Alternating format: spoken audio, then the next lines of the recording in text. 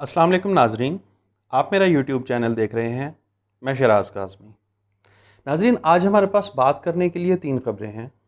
एक पाकिस्तान की अंदरूनी सियासत से ख़बर है, एक पाकिस्तान के दिफाई हवाले से और एक ख़बर इंटरनेशनल पॉलिटिक्स के हवाले से है। ये जो तीसरी ख़बर है, इसमें आपको पाकिस्तानी स्टाइल पॉलिटिक्स की झलक भी नज़र आएगी। तो हम सबसे पहले बात करते हैं पाकिस्तान के अंदर की एक सियासी ख़बर के बारे में। जैसा कि आप जानते हैं कि कल पाकिस्तान की पार्लियामेंट से फैटफ के हवाले से कानून साजी मुकम्मल हुई है और इस हवाले से 2 कवानीन मंजूर किए गए हैं। ये कवानीन इंसदाद दहशतगर्दी तरमीमी बिल और सलामती कौंसल एक्ट तरमीमी बिल 2020 हैं। कल इनको नेशनल असम्बली के साथ साथ सेनेट से भी मंजूर कर लिया गया है और कसरत राय से मंजूर किया गया है। ताहम जमीयत उलमाए इस्लाम फजलुर रहमान ग्रुप ने इस पर तहफ़्फ़ुज़ात का इजहार करते हुए मुत्तहिदा अपोजिशन से अलहदगी का ऐलान किया है। चेयरमैन सेनेट सादिक संजरानी की ज़ेर सदारत इजलास में ये बिल पेश किए गए थे, जो कि अपोजिशन की अदम मुखालफत पर इत्तफ़ाक़ राय से मंजूर कर लिए गए हैं। अगरचे कल ऐवान में बहुत शोर शराबा हुआ, ताहम वो बिल की मुखालफत में नहीं बल्कि हुकूमती और अपोजिशन के अरकान के एक दूसरे पर ज़ाती हमलों और बयानबाजियों की वजह से था। अगर हम चंद दिन पहले की सूरत हाल का जायज़ा लेते हुए कल के दिन पर गौर करें तो हमें अपोजिशन के रवैये में भरपूर तजाद नज़र आता है। जब फैटफ के हवाले से यानी FATF के हवाले से कानून साजी की बात की गई थी और पार्लियामेंट के अंदर बिल लाने के हवाले से बातें सामने आना शुरू हुई थी, तो अपोजिशन ने इस कानून साजी के साथ ही नैब कवानीन में तरामीम के एक बिल को भी नत्थी कर दिया था। यानी FATF की कानून साजी और नैब तरमीमी बिल कानून साजी को साथ जोड़ दिया था। अपोजिशन का ख्याल था कि इस वक्त फैटफ के हवाले से कानून मंजूर करवाना हुकूमत की मजबूरी है, वरना पाकिस्तान पर दबाव आएगा और पाकिस्तान के ऊपर ग्रे लिस्ट से ब्लैक लिस्ट में जाने का ख़तरा भी मंडला रहा है। तो ऐसे में हुकूमत मजबूर होगी और इसी मजबूरी का फ़ायदा उठाते हुए हम हुकूमत पर दबाव बढ़ाएंगे और नैब तरमीमी आर्डीनेंस भी साथ ही मंजूर करवा लेंगे। इस तरह कौमी मफाद के मामले पर ब्लैकमेलिंग करते हुए हम ज़ाती मफाद भी हासिल कर लेंगे। यानी एक तीर से 2 शिकार हो जाएंगे, कौमी मफाद भी हासिल हो जाएगा और नैब के भी पर काट दिए जाएंगे। चुनांचे अपोजिशन ने नैब कवानीन के हवाले से 34 सिफारिशात पर मबनी एक बिल तैयार किया था। ये बिल क्या था? एक ऐसा पिंजरा था जिसमें नैब को जकड़ने की मुकम्मल तैयारी की गई थी। किसी ने इन 34 कवानीन को बहुत खूबसूरत नाम दिया था और कहा था कि ये 34 पॉइंट नहीं, दरअसल 34 पंक्चर हैं। अगर ये बिल मंजूर हो जाता तो नैब की फातिहा पढ़ लेना ही बनती थी, क्योंकि फिर नैब किसी भी केस में किसी पर भी हाथ नहीं डाल सकता था। अगर कोई शख्स एक कानून की वजह से गिरफ्त में आता तो उसी ऑर्डिनेंस की किसी दूसरी शिक की वजह से साफ बच निकलता। और ये कवानीन भी क्या थे? कवानीन के नाम पे मजाक था। 1 अरब रुपए से कम की करप्शन नैब के दायरा इख्तियार से ही बाहर हो जाती। यानी कोई 99 करोड़ 99 लाख 99,999 रुपए की भी करप्शन करता तो नैब इसके खिलाफ कुछ ना कर सकती, क्योंकि नैब का दायरा इख्तियार ही 1 अरब या उससे ज़्यादा की करप्शन पर शुरू होता था। इसका मतलब है कि करोड़ों रुपए की करप्शन के नैब रेफरेंसेस खुद ब खुद ही ख़त्म हो जाते हैं और वो करोड़ों के डाके मारने वाले लोग दंदनाते हुए जेलों से बाहर आ जाते हैं। इसके अलावा सियासी लोगों के भी दर्जनों ऐसे केसेस हैं जो करोड़ों की करप्शन पर मुश्तमिल हैं, वो ऑटोमेटिकली ख़त्म हो जाते हैं। मनी लॉन्ड्रिंग को नैब के दायरा इख्तियार से बाहर निकालने की कोशिश की गई। इसके अलावा नैब का दायरा कार 1999 के बाद के करप्शन केसेस तक महदूद करने की भी सिफारिश की गई थी। इस तरह 90 की दहाई में जो लोग हुकूमतों में रहे और उस दौर में जो लूटमार हुई थी वो नैब के दायरा इख्तियार से ही बाहर हो जाती। और मज़े की बात यह है कि वही तो असल लूटमार थी और उस दौर में तो वो करप्शन हुई थी जिनसे सरे महल और एवन फील्ड वगैरह वगैरह बनाए गए थे और उन्हीं के रेफरेंसेस तो शरीफ फैमिली के सारे ख़ानदान पर मौजूद हैं। तो अगर 1999 के पहले के मामलात नैब के अंडर ना आए तो सारे का सारा शरीफ ख़ानदान ही पेशतर केसेस से आज़ाद हो जाता है। इसके अलावा मज़ीद 5 साल पाबंदियाँ और नाअहली की मुद्दत को 10 साल से 5 साल करने के हवाले से भी शिकें सिफारिशात में शामिल थीं। फिर यह कि जब तक अदालत से सज़ा नहीं होती तब तक किसी भी शख्स को नैब गिरफ्तार नहीं कर सकता। यानी वो शख्स जिसके खिलाफ रेफरेंस चल रहा है वो मुकम्मल तौर पे बाहर रहते हुए इन्वेस्टिगेशन को इन्फ्लुएंस कर सकता है। अगर नैब बुलाए और वो शख्स कोई बहाना बनाकर ताउन से इनकार कर दे तो नैब उसे गिरफ्तार नहीं कर सकती। गर्ज के ऐसे ऐसे पॉइंट्स इस बिल में शामिल थे कि पढ़कर और सुनकर शर्मिंदगी होती थी कि कानून का कैसे मजाक उड़ाया जा रहा है। पर्सन स्पेसिफिक कवानीन यानी ऐसे कवानीन जो सिर्फ इनफरादी शख्सियात को फ़ायदा पहुंचाने की खातिर इस बिल में शामिल किए गए थे, यानी किसी कानून का फ़ायदा किसी एक या दो स्पेसिफिक शख्सियात को मिल रहा था, और इस नैब तरमीमी बिल को फेटफ के हवाले से की जाने वाली कानून साजी के साथ नत्थी कर दिया गया था। यानी हुकूमत को इनडायरेक्टली ये पैगाम दिया गया था कि अगर फेटफ कवानीन में अपोजिशन की सपोर्ट चाहते हो तो नैब तरमीमी बिल पास करो, यानी हमें NRO दो, वरना हम फेटफ कवानीन पास नहीं होने देंगे। इस हवाले से मीडिया पर बड़ी बड़कें मारी गईं और हुकूमत पर प्रेशर डालने की कोशिश की गई, लेकिन ये मुत्तहिदा अपोजिशन की एक ऐसी चाल थी जो उल्टा उनके गले पड़ गई। नैब तरमीमी बिल को जब हुकूमत के सामने रखा गया तो वज़ीर आज़म इमरान खान साहब ने साफ सुथरा धो के जवाब दे दिया कि ये बिल पास नहीं होगा और NRO नहीं मिलेगा, चाहे ये फेटफ कवानीन में साथ दें या ना दें। साथ ही हुकूमत ने मीडिया पर भी अपोजिशन का पोल खोल कर रख दिया कि देखें कैसे ये लोग कौमी मफाद को ज़ाती मफाद पर कुर्बान कर रहे हैं और सिर्फ अपने NRO की खातिर पाकिस्तान को ब्लैक लिस्ट में धकेलने से भी गुरेज नहीं कर रहे। यहाँ ये बात भी काबिल गौर है कि पाकिस्तान जून 2018 में फेटफ की ग्रे लिस्ट में शामिल किया गया था और भारत पूरा जोर लगा रहा है कि पाकिस्तान को ब्लैक लिस्ट करवा दे, लेकिन अभी तक भारत ब्लैक लिस्ट करवाने में और पाकिस्तान ग्रे लिस्ट से दोबारा वाइट लिस्ट में आने में कामयाब नहीं हो सका। लेकिन अगर ये कवानीन जो कल पास हुए हैं, अगर वो पास ना होते तो ख़तरा था कि पाकिस्तान ब्लैक लिस्ट हो सकता है। ऐसे में हुकूमत ने मीडिया पर यह पोल खोल दिया कि अपने NRO की खातिर अपोजिशन पाकिस्तान को ब्लैक लिस्ट करवाना चाहती है। बस ये बात अपोजिशन के गले पड़ गई कि अगर पाकिस्तान खुदा न खास्ता ब्लैक लिस्ट में आ गया तो उसका सारा बोझ अपोजिशन के कंधों पर आएगा कि क्योंकि उसने कानून साजी में सपोर्ट नहीं किया था तो उनके अदम ताउन की वजह से पाकिस्तान ब्लैक लिस्ट हो गया। और मज़ीद नहले पर दहला ये होगा कि सपोर्ट ना करने की वजह भी कोई असूली और कानूनी वजह नहीं थी। ऐसा नहीं था कि किसी लॉजिकल और कानूनी वजूहात की बिना पर बिल पास नहीं होने दिया गया, बल्कि वजह यह थी कि अपोजिशन को हुकूमत से अपनी करप्शन पर NRO नहीं मिल रहा था, तो मुल्की मफाद को ही दाव पर लगा दिया गया। दूसरी बात यह थी कि अपोजिशन को उम्मीद नहीं थी कि इस मामले पर ख़ास तौर पर वज़ीर आज़म इमरान खान इतना सख्त स्टांस लेंगे और ये भी कह देंगे कि फेटफ कवानीन पर अपोजिशन साथ नहीं देती तो ना दे, लेकिन NRO नहीं मिलेगा। अपोजिशन समझ रही थी कि हुकूमत इस वक्त इन कवानीन को पास करवाने के हवाले से बहुत मजबूर है और फंसी हुई है, तो इस दबाव में वो मान जाएगी और नैब के हाथ बांध दिए जाएंगे। लेकिन इमरान खान के सख्त रिएक्शन ने अपोजिशन को उल्टा फंसवा दिया। अब अगर अपोजिशन फेटफ कवानीन में साथ नहीं देती और खुदा ना खास्ता पाकिस्तान ब्लैक लिस्ट हो जाता तो सारी जिम्मेदारी अपोजिशन पर आ जाती और हुकूमत का ये बयानिया भी दुरुस्त साबित हो जाता कि अपोजिशन पाकिस्तान के मफाद की नहीं बल्कि ज़ाती मफाद की सियासत करती है और ज़ाती मफाद हासिल ना होने के बदले में पाकिस्तान को अपोजिशन की हट धर्मी ने ब्लैक लिस्ट करवा दिया है। ये इल्ज़ाम पाकिस्तान को ब्लैक लिस्ट करवाने का ये वाक़या अपोजिशन के दामन पर इतना बड़ा दाग हो सकता था कि जिसको शायद मिटाया ना जा सकता। चुनाचे अपोजिशन मजबूर हो गई और सख्त मुखालफत और पिछले कई दिनों से मीडिया पर तमाशा करने के बावजूद कानून साजी वाले दिन पार्लियामेंट में आकर फेटफ कवानीन के हक़ में वोट दे दिया।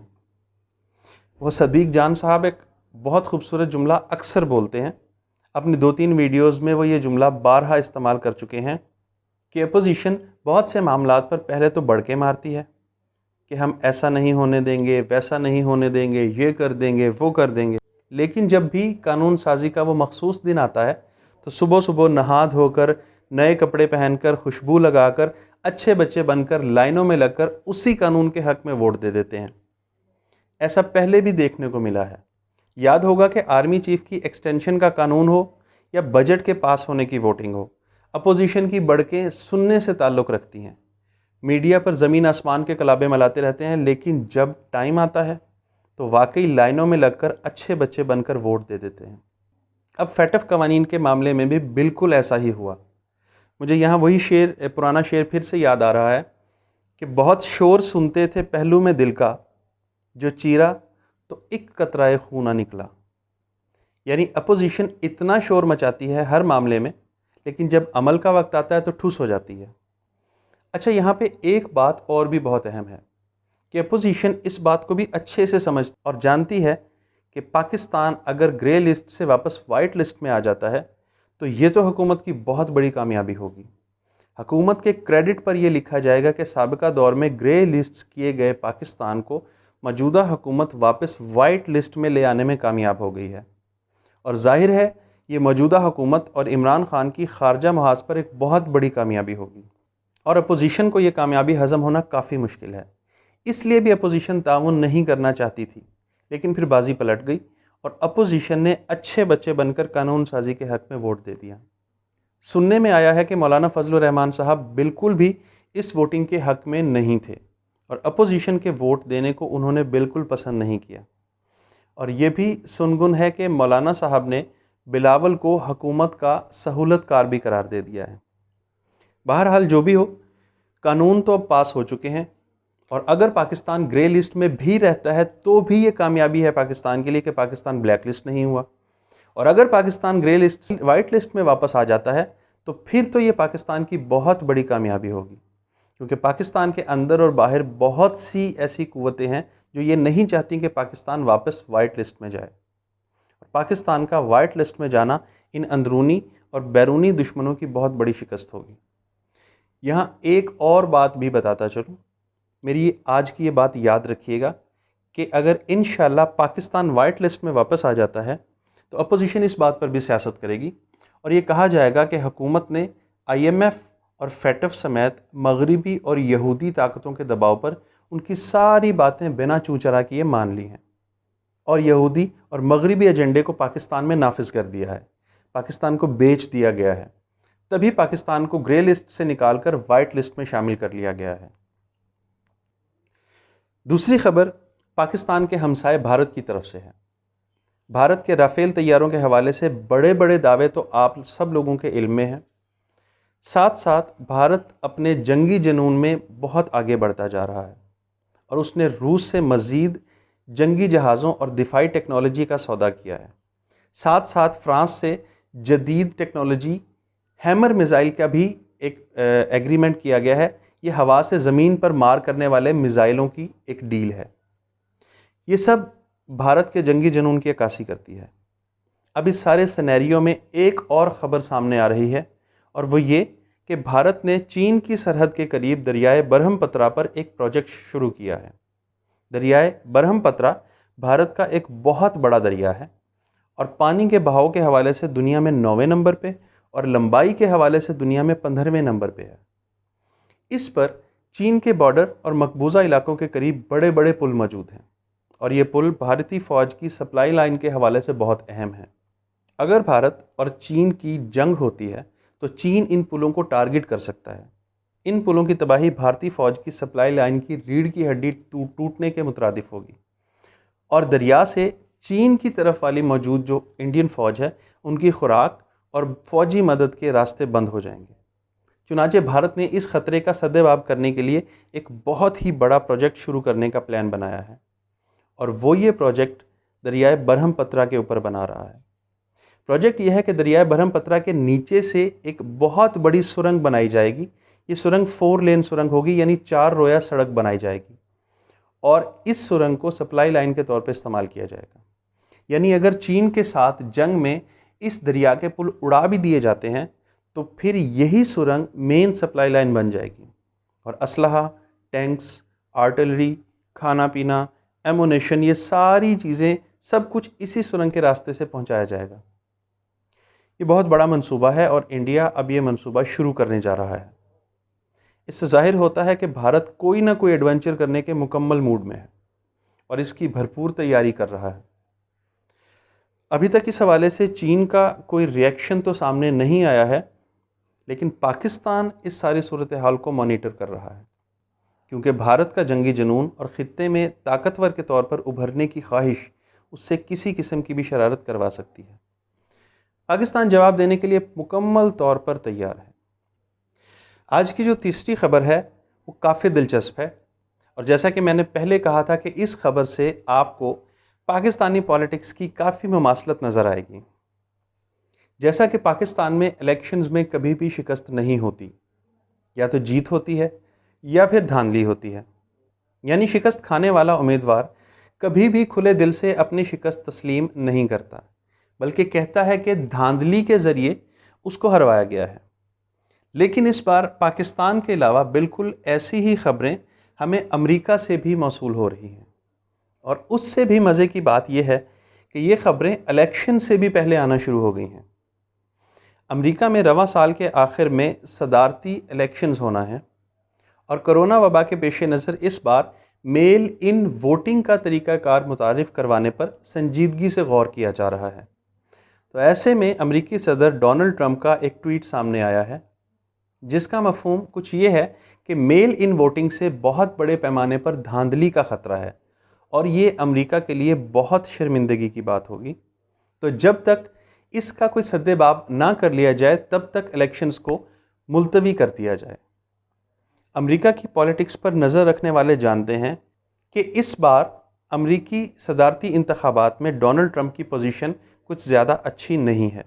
गुज़िश्ता इंतखाबात में भी डोनाल्ड ट्रंप की जीत पर सवालिया निशान थे और इस तरह की कॉन्स्पिरेसी थ्योरीज सामने आई थी कि रूस की तरफ से इलेक्ट्रॉनिक वोटिंग सिस्टम को हैक किया गया था और डोनाल्ड ट्रंप की जीत की राह हमवार की गई थी। और फिर उनकी इस मुद्दत सदारत में उनकी पॉलिसीज़ को देखते हुए बहुत सारे तज्ज़ियाकार भी यही कह रहे हैं कि डोनाल्ड ट्रंप की पोजीशन खासी कमज़ोर नज़र आती है। चुनाचे इस बार इस कमज़ोर पोजीशन को देखते हुए डोनाल्ड ट्रंप ने पाकिस्तानी सियासतदानों वाला हरबा अपनाया है और इलेक्शन से पहले ही धांधली का शोशा छोड़ दिया है। साथ ही ये भी कहा है कि इलेक्शन डिले कर दिए जाएं। अब अमेरिका में तो इलेक्शन को मुलतवी करवाना डोनाल्ड ट्रंप के बस की बात नहीं है, लेकिन इस बात से उन्होंने ये फ़ायदा कम अज़ कम हासिल कर लिया है कि इलेक्शन में शिकस्त की सूरत में वो ये क्लेम कर सकते हैं कि देखा, मैंने पहले ही कहा था कि इलेक्शन में बड़े पैमाने पर धांधली हो सकती है और ऐसा ही हुआ है। अगर ये धांधली ना होती तो मैं दोबारा सदर मुंतखब हो जाता। यहाँ ये बात भी काबिल गौर है कि पेंटागन चाइना और बाकी दुनिया के हवाले से अपनी पॉलिसीज़ को कंटिन्यू करवाने के लिए सदर ट्रंप को ही एक अच्छे उम्मीदवार के तौर पे देख रहा है। इस तरह इस बार हमें अमेरिका के इलेक्शन में भी वैसा ही देसी टच नज़र आने के चांसेस हैं जैसा कि पाकिस्तान के अंदर या एशियन ममालिक के अंदर होता है। यानी धांधली का शोर सुनने को मिल सकता है। अब ये नहीं पता कि धांधली के इन इल्ज़ामात के बाद अमेरिका में भी धरने वगैरह का कोई सीन बनेगा या नहीं। हो सकता है कि वाइट हाउस के बाहर भी पाकिस्तान के डी चौक जैसे मनाजिर देखने को मिल जाएं। अब तक के लिए इतना ही। अगर आपको ये वीडियो पसंद आई है तो वीडियो को लाइक कीजिए, चैनल को सब्सक्राइब कीजिए और बेल आइकॉन को भी प्रेस करना ना भूलिए। इस वीडियो और चैनल को अपने दोस्तों के साथ भी शेयर कीजिए। मिलते हैं आपसे इंशाल्लाह अगले व्लॉग में।